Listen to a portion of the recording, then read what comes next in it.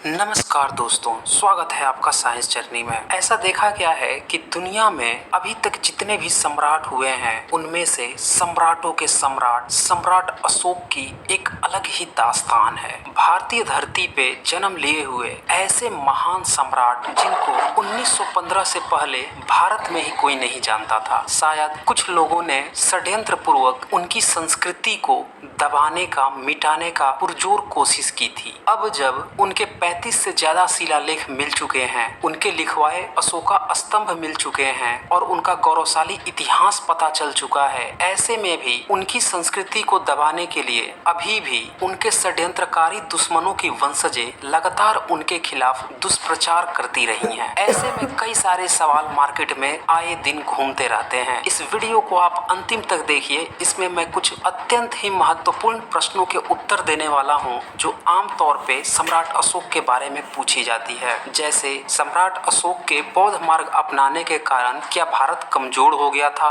और इसीलिए गुलाम बन गया? सम्राट अशोक की जाति क्या थी? सम्राट अशोक बौद्ध बनने से पहले क्या थे? सम्राट अशोक के पिता दादा किस जाति से थे? क्या वो हिंदू थे? क्या वो वैदिक थे? क्या सम्राट अशोक के शिलालेखों में वैदिकों के कुछ प्रमाण मिले हैं? क्या सम्राट अशोक क्रूर शासक थे? इस तरह के तमाम सवालों का उत्तर इस वीडियो में मिलने वाला है। आइए सबसे पहला प्रश्न देखते हैं, क्या सम्राट अशोक के बौद्ध मार्गी बनने के बाद भारत कमजोर होकर गुलाम बन गया था? दरअसल भारत के इतिहासकर्ता जो ब्राह्मणवाद से ग्रसित रहे हैं, अक्सरहा ये देखा गया है कि वे दबे छुपे यह प्रचारित करते रहते हैं कि बौद्ध धर्म के कारण ही भारत गुलाम हुआ था। क्या है सच्चाई? अगर आप इतिहास के पन्ने उल्टे तो आप पाएंगे कि बौद्ध मार्गियों का स्वर्ण काल मौर्य साम्राज्य में सबसे ज्यादा था। गुप्त वंश हर्षवर्धन काल में भी बौद्ध मार्गी सबसे ज्यादा स्वर्णिम काल में रहे थे। मौर्य साम्राज्य 322 बीसी से 185 बीसी तक अस्तित्व में रहा था। इस दौरान बौद्ध भारत से निकलकर संपूर्ण एशिया में पांव पसार रहे थे। ऐसा देखा गया कि मौर्य साम्राज्य के पतन के बाद भी कुछ आक्रमणकारी भारत आए, जिनमें से मिनांडर जो ग्रीक थे, उनने भी बौद्ध मार्गी बनने का फैसला लिया था और अपने अनुयायियों के साथ बौद्ध मार्गी बन गए थे। उसके बाद कुषाण वंश जो कि 30 एडी से लेकर 375 एडी तक भारत के अनेक भूभागों पर शासन में थे, वो भी बौद्ध मार्गी बन गए थे। ये वही कुषाण वंश है जिसने बौद्ध विद्वानों को बुलाकर जो बुद्ध की छवि थी उसे शिल्प कला में उकेरवाई थी और इसी कारण से बुद्ध की मूर्तियां प्रथम सदी से बननी शुरू हो गई थी और तब तक भारत में किसी भी तरह की कोई मूर्ति कला नहीं प्रचलित थी। इसके बाद गुप्त वंश में तथा दक्षिण के सातवाहनों ने भी तरह तरह के बौद्ध गुफाओं का निर्माण करवाया था, जहाँ पे बुद्ध स्तूप और तरह तरह की बुद्ध की मूर्तियां बनाई और सजाई गई थी। इसी दौरान तरह तरह के भारत में बौद्ध विश्वविद्यालय, चाहे वह तक्षशिला के हो, नालंदा हो, विक्रमशिला हो या अभी अभी नालंदा से 40 किलोमीटर दूर पे ही एक और बौद्ध विश्वविद्यालय मिला है जो 1 किलोमीटर लंबा है। ऐसे 70 से ज्यादा विश्वविद्यालय होने के प्रमाण मिले हैं और ये वो अंतर्राष्ट्रीय विश्वविद्यालय थे जहाँ पे देश विदेश के छात्र पढ़ने आते थे और यहाँ से बौद्ध मार्ग का ज्ञान लेकर अपने देशों में जाते थे और वहाँ भी धम्म का प्रचार करते थे। ऐसे में यह कहना कि मौर्य काल और सम्राट अशोक के बौद्ध बनने के बाद भारत कमजोर हुआ, यह अपने आप में ही न सिर्फ हास्यप्रद लगता है बल्कि ऐसा कहने वालों के बौद्धिक दिवालियेपन को भी प्रदर्शित करता है। अगर सही मायनों में देखा जाए तो भारत के गुलाम होने का मुख्य कारण 8वीं सदी के बाद ब्राह्मणवाद का उदय होना था, जिसने भारतीयों की एकता को पहले वर्ण के नाम पर 4 भागों में तोड़ा, फिर 3000 से ज्यादा जातियां बनाकर और 33,000 से ज्यादा उपजातियां बनाकर टुकड़े टुकड़ों में खंडित कर दिया। उसमें से सिर्फ क्षत्रियों को लड़ने की अनुमति दी और बाकियों को नीच बना दिया। शस्त्र बनाने वालों को भी नीच बना दिया और इसीलिए भारत में किसी भी तरह की कोई भी लड़ाई के लिए, सुरक्षा के लिए नई तकनीक नहीं बन सकी और भारत पिछड़ते गया और विदेशी आक्रमणकारियों से बुरी तरह से परास्त हो गया। इसकी डिटेल्स देखने के लिए आप वीडियो 70, 69, 68 और 65 अवश्य देख लीजिएगा। वो मैंने डिस्क्रिप्शन में भी इनका लिंक दे दिया है। सम्राट अशोक के बारे में जो दूसरी बात सबसे ज्यादा पूछी जाती है वह यह है कि सम्राट अशोक किस जाति के थे। आज जो उनको अपना पूर्वज बताते हैं वो ज्यादातर लोग ओबीसी श्रेणी में आते हैं। तो क्या सम्राट अशोक निचली जाति से बिलोंग करते थे?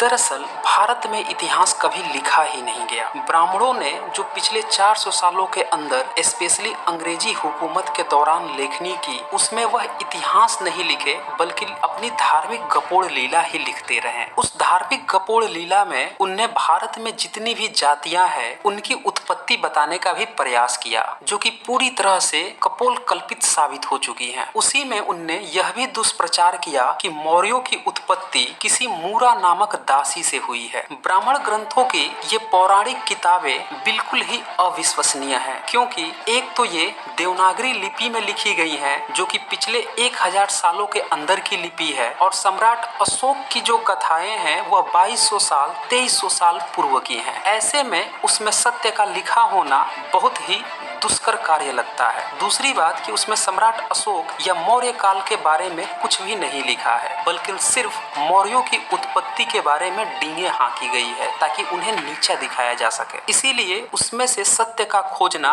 अपने आप में ही हास्यप्रद है। स्कंद पुराण में तो 11वीं सदी के रामानुजाचार्य का उल्लेख है। विष्णु पुराण में 1000 वर्ष पूर्व के आंध्र प्रदेश के कैंकिल राजाओं का वर्णन है। भविष्य पुराण में तो मुगल काल के साथ साथ अंग्रेजों के काल तक का वर्णन है। महारानी विक्टोरिया तक का इतिहास उसमें दर्ज है। ऐसे में इन फर्जी किताबों से आप सम्राट अशोक की जाति का पता अगर लगाने बैठे या मौर्यों का जाति का पता लगाने बैठे तो वह अपने आप में न सिर्फ हास्यप्रद होगा बल्कि पूरी तरह से भ्रमित और षड्यंत्रकारी भी साबित होगा। दरअसल पाली, प्राकृत और संस्कृत किसी भी भाषा के व्याकरण के अनुसार मूरा से मौर्य शब्द नहीं बनेगा। दरअसल मूरा नाम की दासी की कहानी मौर्य साम्राज्य को बदनाम करने के लिए, उनकी महानता को नीचा दिखाने के लिए ब्राह्मणवादी मानसिकता की उपज है। वास्तव में चंद्रगुप्त मौर्य, अशोक मौर्य वास्तविक नाम है। मौर्य शब्द तो संस्कृत में होता है। जब मुगल काल और अंग्रेजों के काल में पाली से संस्कृत में कन्वर्जन किया गया तो इन मौर्य शब्द को मौर्य बना दिया गया। इसका जीता जागता सबूत यह है, आज भी गया में फाल्गु तट पर मौर्य घाट और कैमूर में बसहा गांव के पास स्थित अशोक शिलालेख की पहाड़ी मठ मौर्य नाम से जानी जाती है। अब यहाँ पे एक नया सवाल उत्पन्न होता है कि मौर्यों का टाइटल उन्हें कहाँ से मिला। भाषा वैज्ञानिक प्रोफेसर राजेंद्र प्रसाद सिंह अपनी किताब सम्राट Ashok new perspective Kindle version के पेज 13 पे लिखते हैं, मौर्य गण का टोटेम था मोर पंछी। मोर न तो आर्यों का है न द्रविड़ों का, मोर ऑस्ट्रिकों का है। मोर की जड़ आर्य द्रविड़ भाषाओं में नहीं मिलेगी, इसकी जड़ ऑस्ट्रिकों की भाषाओं में मिलेगी। दरअसल आदिवासी समूह की कई सारी भाषा प्रकार है, उसमें से एक भाषा प्रकार ऑस्ट्रिक भी है। संताली, मुंडारी, हो, मोन, सबर, मलय आदि ऑस्ट्रिक भाषाएं हैं जो आदिवासी क्षेत्रों की भाषाएं हैं, और इन्हीं आदिवासी क्षेत्रों की भाषाओं में से यह मौर्य गण का नस्ल निकला है। तो इससे आप समझ सकते हैं कि जो टाइटल ही भारत की मूल आदिवासी भाषाओं से निकलकर आ रही है, इसका मतलब साफ है कि सम्राट अशोक और मौर्य नस्ल यहाँ के मूल निवासी राजा थे, जिनकी वंशजें आजकल ज्यादातर ओबीसी कैटेगरी में आती हैं। लेकिन यह बहुत ही दुर्भाग्यपूर्ण है कि वह अपने इतने महान सम्राटों के सम्राट का गौरवशाली इतिहास भूलकर ब्राह्मणवादी काल्पनिक कथा कहानियों में राम का पुत्र समझ के खुद को कल्पना में ही खोई हुई हैं, और जिनने इनके पूर्वजों की संस्कृति को विध्वंस किया उन्हीं की काल्पनिक कथाओं में अपना इतिहास खोज रही हैं। सम्राट अशोक के बारे में जो तीसरा सबसे ज्यादा प्रश्न पूछा जाता है वह यह है कि सम्राट अशोक के पिता और उनके दादा किस धर्म के थे, या सम्राट अशोक बौद्ध बनने से पहले किस धर्म के थे। कुछ लोगों का कहना है कि वो हिंदू धर्म के थे। तो मैं यहाँ पे एक बात स्पष्ट कर दूं कि हिंदू शब्द काफी नया है, इसीलिए कोई अगर ये कहे कि उस समय हिंदू धर्म था, यह बहुत ही मूर्खतापूर्ण बात है। कुछ लोग यह भी प्रचारित करते हैं कि वह सनातनी थे। यह भी बहुत ही मूर्खतापूर्ण विचार है, क्योंकि सम्राट अशोक के कालखंड का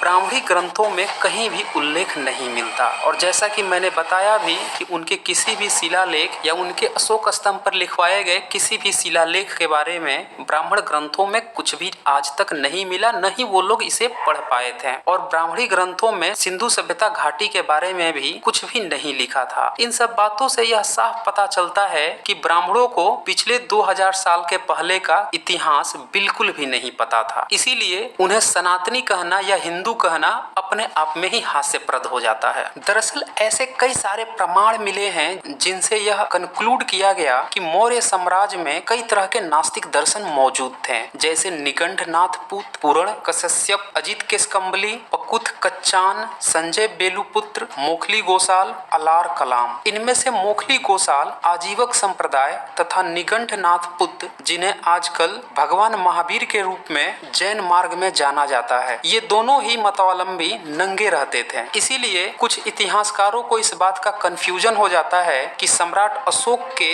दादाजी यानी चंद्रगुप्त मौर्य वो जैनी थे या आजीवक थे। हालांकि सम्राट अशोक के पिता बिंदुसार आजीवक थे, इस पे सभी लोग एकमत हैं। दरअसल यह वो काल था जब राजा अपने जीवन में या राजपाट त्यागने के बाद किसी एक मार्ग को चुन लेता था। यही कारण था कि चंद्रगुप्त मौर्य भी राजपाट त्यागने के बाद आजीवक बन गए थे और उनके पुत्र बिंबिसार भी अपने राज्यकाल के ही दौरान आजीवक बने। सम्राट अशोक भी अपने राज्यकाल के दौरान बौद्ध मार्ग अपना लिए थे और उनकी आने वाली वंशजें भी बौद्ध मार्ग को अपना ली थी। इसीलिए यह कहना कि वो लोग सनातनी थे या हिंदू थे, यह अपने आप में ही मूर्खतापूर्ण बातें हो जाती हैं। तो यहाँ पे एक सवाल यह उठता है कि सम्राट अशोक जब बौद्ध बने या उनके पिता और दादा जब कोई मार्ग अपनाते थे तो उसके पहले क्या थे? तो इसका भी प्रमाण सम्राट अशोक के गिरनार के शिलालेखों में मिलता है, जहाँ पे वह स्पष्ट रूप से यह लिखवाते हैं कि विद्वान और समन वर्ग यानी कि पूरे समुदाय को वह दो भागों में बांटते हैं, एक जो गृहस्थ जीवन जीने वाले हैं और दूसरा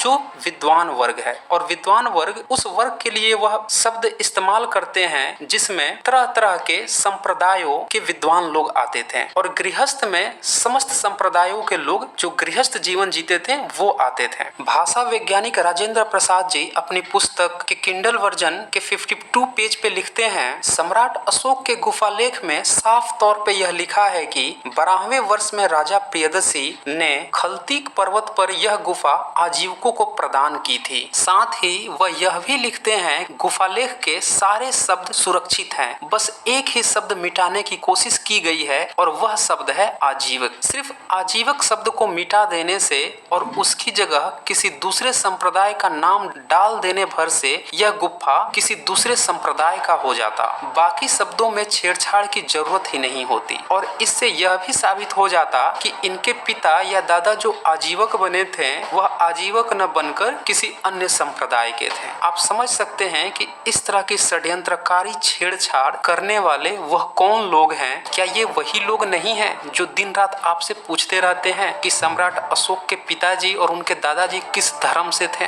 सम्राट अशोक के बारे में चौथी जो सबसे ज्यादा प्रश्न पूछी जाती है वह यह है कि क्या सम्राट अशोक ने अपने शिलालेख में यज्ञ और हवन में पशु वध किए जाने का जिक्र किया है? दरअसल सम्राट अशोक के गिरनार के प्रथम शिलालेख को लेकर ही यह तूफान खड़ा किया गया है, लेकिन जब आप उस शिलालेख को पढ़ेंगे तो पाएंगे उसमें कहीं भी यज्ञ और हवन का उल्लेख ही नहीं है। मैं आपको पढ़कर सुना भी देता हूँ। दीवान पीएम पियादसी ने इस धम्म के संपादन को लिखा है, यहाँ मेरे राज्य में किसी भी जीवित प्राणी को बलि देने या बलि देने की पेशकश नहीं की जाती है, न ही त्योहारों को आयोजित किया जाना चाहिए। दीवान पीएम पियादसी इस तरह के त्योहारों में बहुत अच्छाई नहीं देखते। हालांकि राजा पियादसी कुछ त्योहारों को अनुमोदित करते हैं। पूर्व में राजा पियादसी दीवान पीएम की रसोई में करी बनाने के लिए हर दिन सैकड़ों हजारों जानवर मारे जाते थे, लेकिन अब इस धम्म धर्म के लेखन के साथ केवल 3 प्राणी, 2 पंछी और 1 पशु मारे जाते हैं, जिसमें से पशु हमेशा नहीं मारा जाता और समय आने पर यह 3 प्राणी भी नहीं मारे जाएंगे। इस शिलालेख से साफ है कि इसमें यज्ञ और यज्ञ पे पशु बलि की बात नहीं हो रही है, बल्कि यहाँ पे वो जो मांसाहार है उस पर रोक लगाने की बात कर रहे हैं और अपना भी हवाला दे रहे हैं कि मेरे किचन में भी हजारों और सैकड़ों पशु पंछी मारे जाते थे, उसको मैंने सिर्फ 3 पे या 2 पे सीमित कर दिया है और आप लोगों को भी ऐसा ही करना चाहिए और भविष्य में उस 3 पंछी और पशु पे भी रोक लग जाएगी। आज पूरा विश्व भारत को शाकाहार के लिए जानता है। आप समझ सकते हैं कि 2250 साल पहले सम्राट अशोक ने पत्थर पर लकीर खींचकर भारतीयों के दिलो दिमाग में शाकाहार का आइडिया फिट किया था और ऐसा पूरी दुनिया में किसी सम्राट ने नहीं किया, इसीलिए अन्य देश के लोग मांसाहारी ही रह गए। अगर सम्राट अशोक यह नहीं किए होते तो संभवतः आज भी भारत के लोग पूर्णतः मांसाहारी ही होते। इसीलिए शाकाहार की संस्कृति भी इस मौर्यकालीन राजा सम्राट अशोक की ही संस्कृति